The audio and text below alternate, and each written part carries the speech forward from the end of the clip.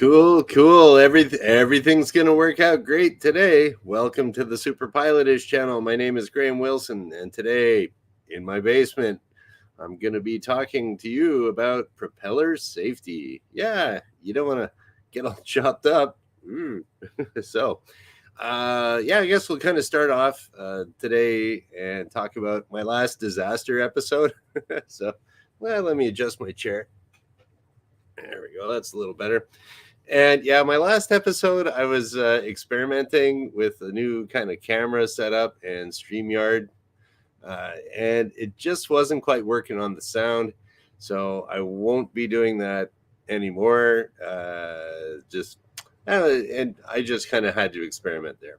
But one thing you do not want to experiment with is propellers, because like the little airplanes that I fly, it's those spinny things.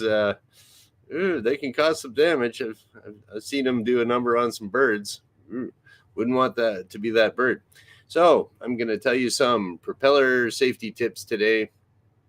Just some general stuff. I got the idea for this because you're watching YouTube and stuff pops up, and I saw a guy turning a propeller, some mechanic or something, and he was all hugging the propeller and stuff, and I'm like, just cringing, like, oh dude, don't do that. So anytime I'm feeling all cringy, then that means I should probably make a video about it. I might have done something like this previously, but I forget.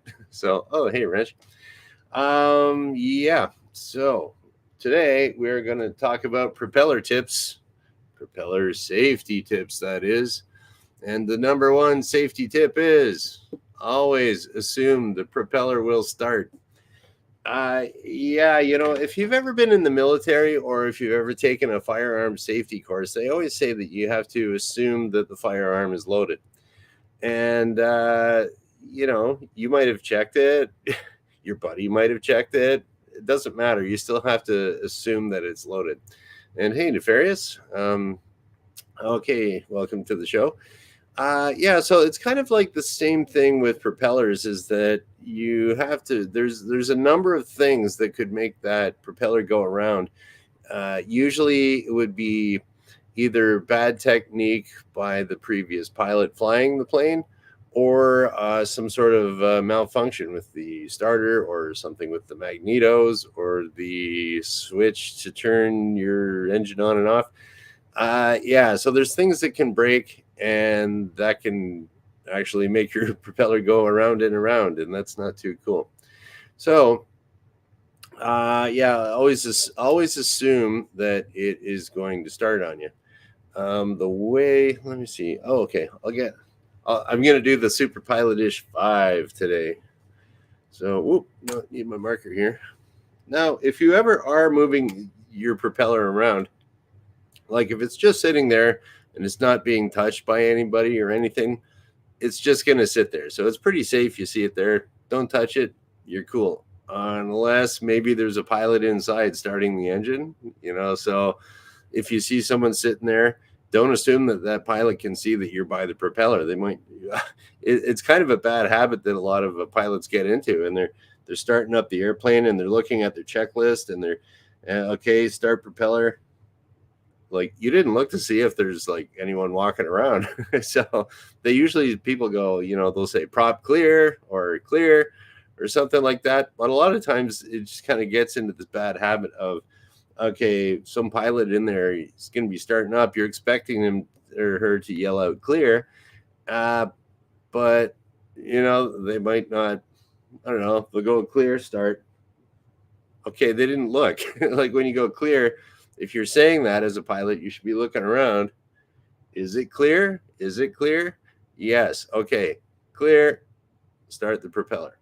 So, but a lot of people don't do that. So even if you make eye contact with some pilot there and he might be starting up, he might have just been spaced out and was kind of not noticed yet. So, you got to watch that. And so if you are going to be moving the propeller around, now that you're touching it, you might have to do that to put a tow bar on the plane, or for whatever reason, you might have to move that propeller. watch. If you've ever seen anyone hand prop an airplane, there's a proper technique for that. So uh, it's best to think of it as, if I am going to be moving this propeller at all, I'm hand starting this plane. So you want to move the propeller the proper way. And the way you do that is you got to watch your fingertips. Watch your fingertips. Okay, here we go. Watch your fingertips. So I will demonstrate on my nice little flashcards that I always have lying around for different ideas and different things. So if you have your propeller, here's your propeller blade, and you're going to move it. Ideally, you want to have it so that you're just putting your hand on this part of the propeller. Now it's on a bit of an angle, so you'll be able to move it. Maybe you get two hands on there and you move it like that, and that's how you hand prop an airplane. Actually, is that you'll go like this and you move it, and then, or you'll say, like, the pilot in there says contact, which means the magnetos are on, and put your you do that, you do your little hand bomb it, and it starts up. Usually you got to do that a whole bunch of times and you get all winded and you're all tired. So I've only hand started a plane twice. And then after that, I thought, I don't need to do that. I'm not going to do it anymore. So I just kind of wanted to do it to say I did it. But there's, it is okay to, hand bomb the airplane there. In the old days, planes didn't even have starters. I know here in Windsor, old Roger that was at the airport, he grew up around there, and he said that the kids during World War II, when this Windsor Airport was a British Commonwealth air training program airport, there's a bunch of them around Canada, and so the Commonwealth pilots would come here to learn how to fly. And so, you're short on manpower back then, so they get the kids in the neighborhood to start the airplanes, but you had to be 12, apparently. According to Roger, you had to be 12 to start the airplane. So there we go. If a 12-year-old can do it, you can do it safely too. And so you don't want to put your fingers over the top of the propeller if you're going to be moving it, because what happens, or it can happen, I've never seen it or heard of it really, but some mechanics have told me this too, and that you put your fingers over it like that to start it, and the propeller can, if it misfires improperly, it can kick back, and then your fingertips kind of get snapped off. So you don't want that. So fingertips, moving your blade just like that, and you'll be all nice and safe. So there's that one. Okay, now we're going to talk about magnetos. Now, not the superhero villain Magneto, but magnetos are it's kind of how the airplane gets the spark to the spark plug. It works the same. These little airplane engines, they work just the same as as your lawnmower. You don't have a battery on your lawnmower, but you pull it and it starts. So so that's one of the things about if you are learning how to fly, you kind of have to wrap this in your head. The way that the ignition system on an airplane is different than that of a car. So one of the teachers that I had in college kind of put it to me, or put it to the class, like, so it's stuck in my head, so I'll tell you that too. And then if you are in your car to start it, you make a connection. You make an electrical connection. So that way, if your battery is dead on your car, it ain't gonna work. Or the ignition, when you put it to the running or on position of your car, you're making a connection. For an airplane, you actually break a connection. So when you put your magnetos are on both, or whatever it might say, so right there you have, it's going to start. So you've broken a connection there. So that's kind of weird thinking, but so what happens there for your magnetos, if the key is in the off position, you actually make a connection. So if there's a wire that's broken, or a lead to a spark plug or something like that, now you've broken a connection, so it can start. So it might look like it's off, but maybe a wire broke and it could still start. So because you've broken the connection to start your airplane engine. Clear as mud? I hope so. Okay. So If you are going to be moving your propeller around, you got to make sure that your mags are off. Magnetos. Pilots call them mags to sound all cool. Mags off. And another one to your fuel air mixture. We'll say mix off. That's got to be to the idle cutoff or the super duper lean condition, as it's called. And now, so there's your number 3, mags off, mixture off, master switch off too. Mixture mags master, that's what you shut down. The master switch is your electronics. You want your master switch off, your electrics off, because if that's on, now your electric starter can start on you, and that'll make the propeller go around. Might not make it go around as fast that like it'll chop your arm off, but it'll bonk you on the head pretty good. So, and I've heard one instructor told me his brother was hanging around the airplane, and it just he just touched he touched the propeller, and it just went around a few times because the starter engaged. There was something broken with it. So yeah, you want to make sure mags are off, mixture's off, and master is off when you're moving your propeller. So now there's another thing there too that you might think that could help you out is like, well, maybe before I shut down the plane, I turned the fuel off. So there's a fuel usually on just about every airplane. There's a selector that you can switch between different fuel tanks that are on the plane, or you can turn the fuel tank off so it won't feed the engine. But what happens there, it's just this little valve. It's kind of like looking at my plumbing in my basement here. It's like just because you turn off the water on your, like say you go into the sink, you turn off the water for your faucets, there's still water in there, right? So between the shutoff valve and the faucet, there's still some water in there. And that's kind of the way your fuel system is in your airplane, where you could turn off the fuel, but there's still fuel in the line. And if it's a carbureted airplane, there's probably some fuel in the bowl still there, in the carburetor bowl. So it's all ready to go, even though you got the fuel off. And if you've ever done it, it's kind of a cool experiment. I always, I try to remember to do this with my students, is that we'll be just about to shut down the airplane, and I say, okay, turn the fuel off, because that's one of the required things to do before if you have a simulated engine failure, if you have an actual engine failure and you have to land in a field, you want to turn that fuel off before you get on the ground. But so, and most of the time, no one ever bothers to turn the fuel off. They just say, "Oh, yeah, I turned it off." Oh, yeah, can you move it to the proper position? There's usually some kind of detent or some kind of weird thing, so you can't turn it off.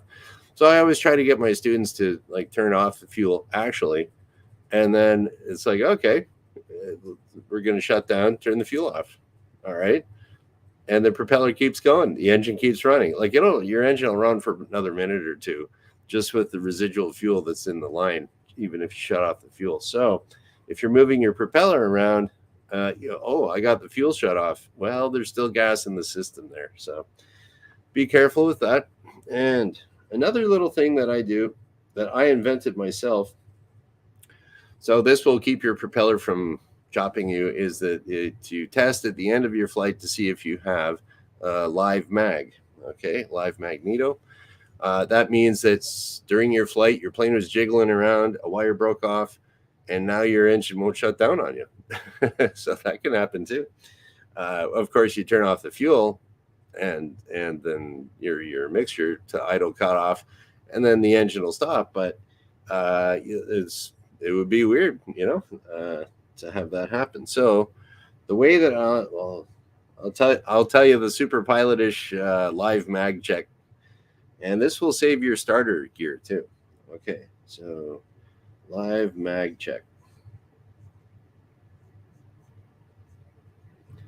Okay, I might have to get my secondary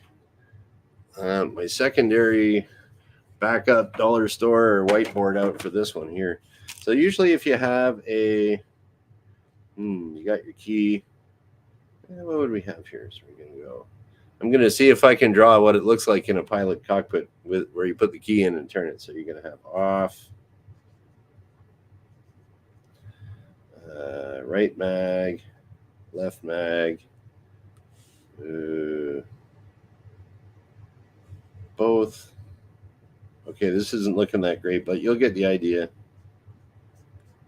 And start.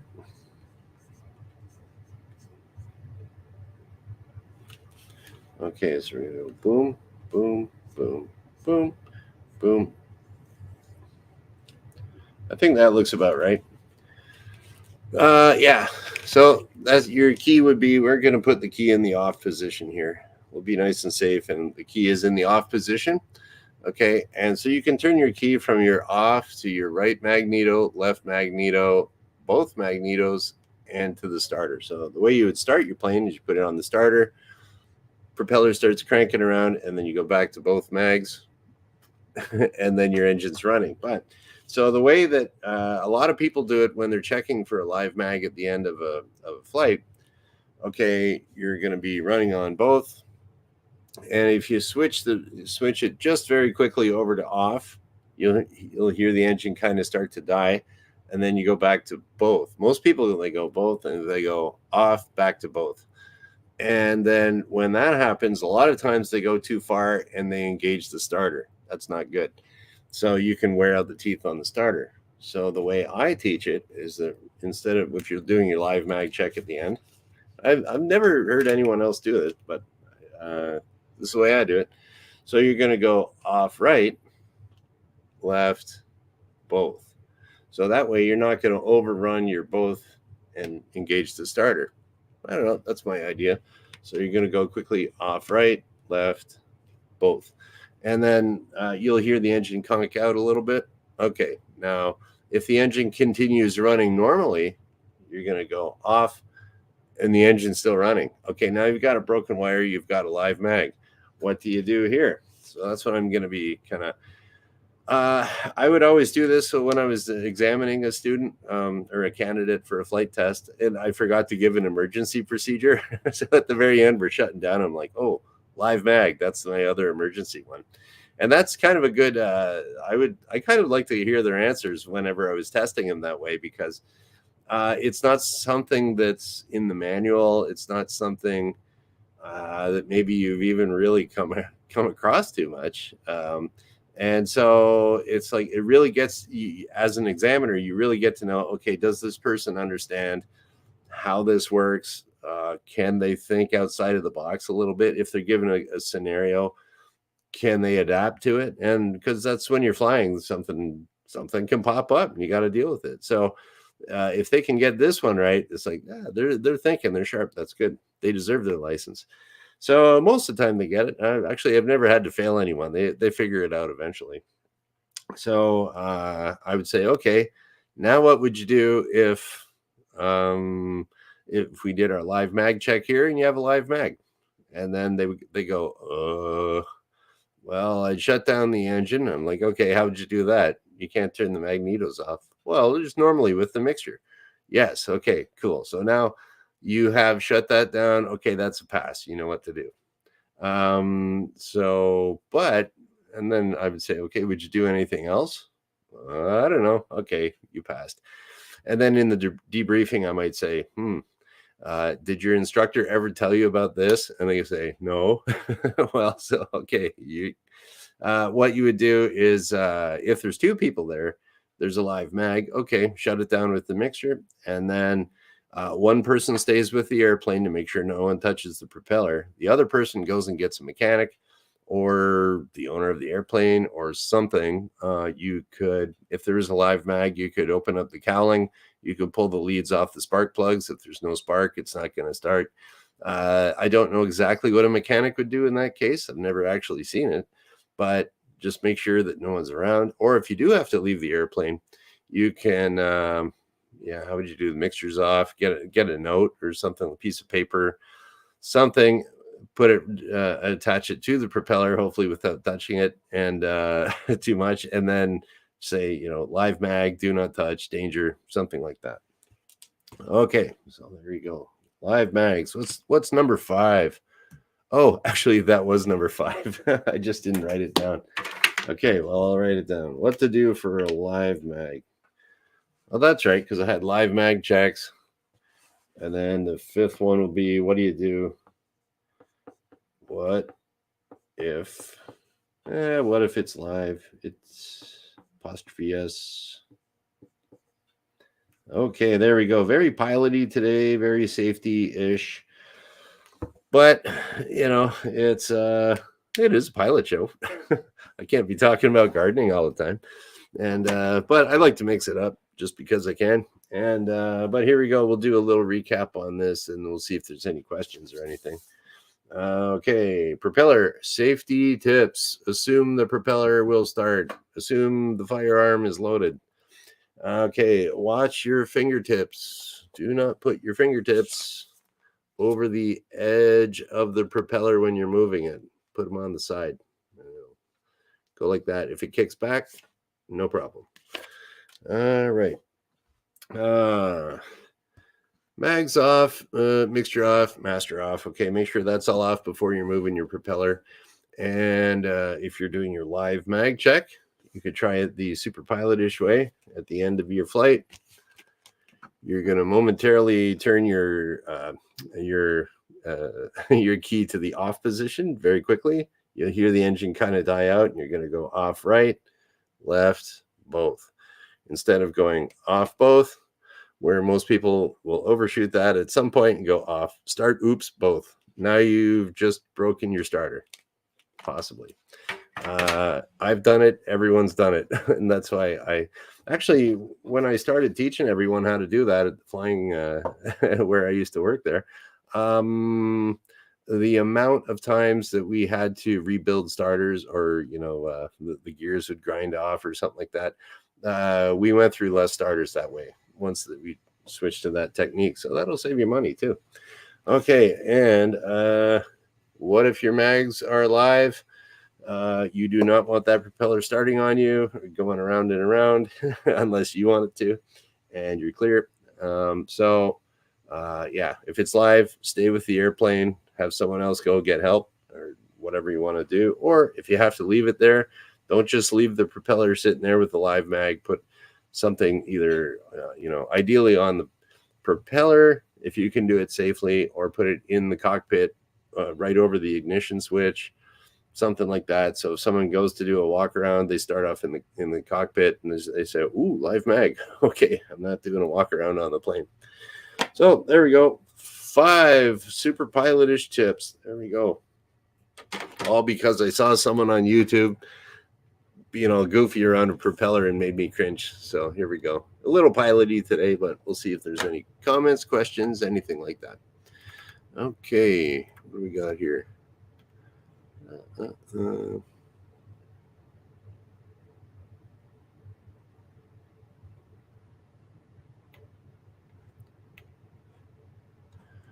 Okay, well, Wrench always has something good to say here.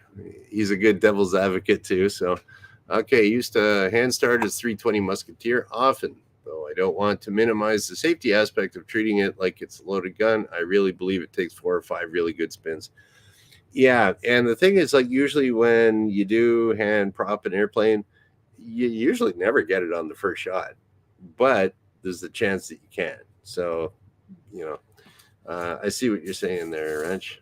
And ideally, the way, if the way we treated it where I used to work, now it's different if you got your own airplane, you can kind of do what you want.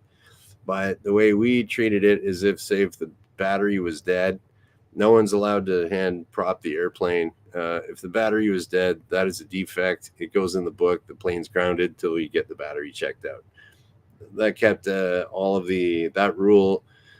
Kind of kept it so that students or other people be like, oh, I saw that guy do that. I could try that.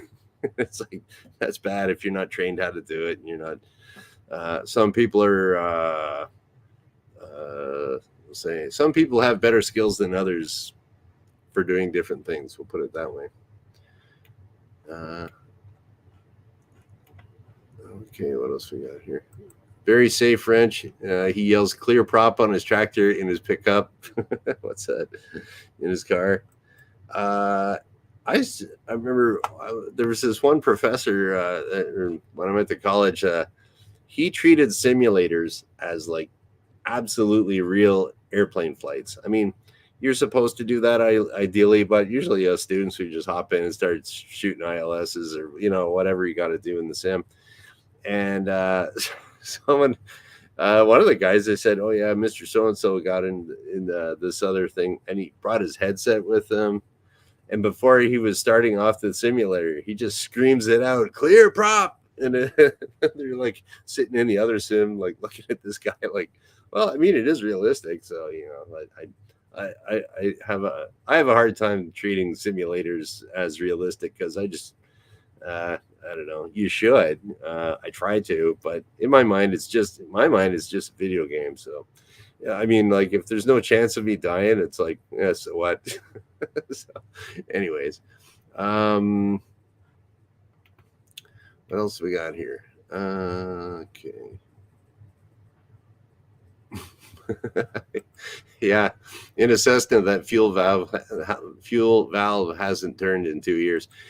Yeah, like it's no one ever really uses that valve too much, and I wonder if there's any time that the fuel shut off valve, like if it really isn't. What did I do? Oh, okay. On the Cessnas that we used to fly, they had a fuel shut off. It was a knob. It was like a red knob, and you pull it out, and that would shut off the fuel because it was a fuel injected plane. And yeah, so that's the way you would shut off. If there was an engine fire, you'd pull that thing out. And I went to go show a student. Here we go. We'll bring this up here again. I always showed a student, this is how far it's supposed to come out. And then, yeah, on those Cessnas, I always did that. But one time I did it and I said, this is how far this knob is supposed to come out. And I pulled it and it came right out. It's like, okay, looks like the plane's grounded. Let's go get a mechanic. Because I guess it was like a cable or something in there that moved something and it was just broke. So I was like, oh, that's not cool. So every once in a while, it's a good idea to actually use those fuel shut off valves. And yeah. Okay. So that's about it for today. What day is today? Today is Monday with my great back to normal setup. I don't think I'll be experimenting anymore with my other cameras and things. And this just kind of works out nicely for me with my whiteboard and everything. So I'm quite happy with that. I'm happy everybody showed up today. And I will be back on Wednesday because I do this Monday, Wednesday, Friday at noon Eastern. And we'll just kind of shut her down. So thank you for watching. Bye.